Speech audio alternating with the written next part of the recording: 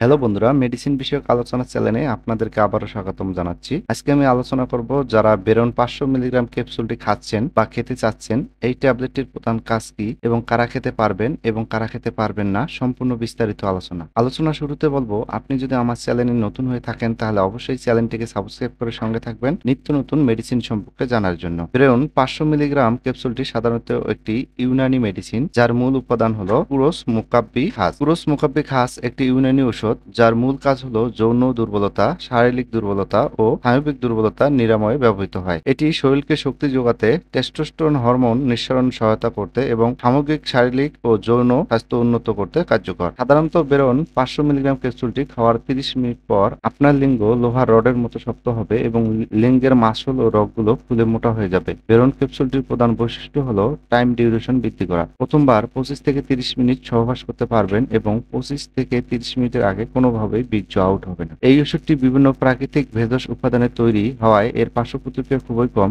তারপর এই ক্যাপসুলটি যাদের জন্য একবারেই খাওয়া নিষিদ্ধ অথবা খাওয়ার আগে একজন বিশেষজ্ঞ ডাক্তারের পরামর্শ নিতে হবে। আপনার যদি কিডনি রোগের সমস্যা থেকে থাকে, অর্থাৎ আপনি যদি কিডনি রোগে আক্রান্ত রোগী হয়ে থাকেন, তাহলে আপনার জন্য এই ওষুধটি গ্রহণ করা উচিত নয়। যদি করতে হয় তাহলে একজন বিশেষজ্ঞ ডাক্তারের পরামর্শ নেওয়া একান্ত প্রয়োজন। সাধারণত এই সেক্সুয়াল ওষুধগুলো কিডনির উপর বেশি প্রভাব পড়ে থাকে। আপনি যদি লিভার রোগের সমস্যায় ভুগে থাকেন তাহলে এই ওষুধটি আপনার এড়িয়ে চলাই উত্তম।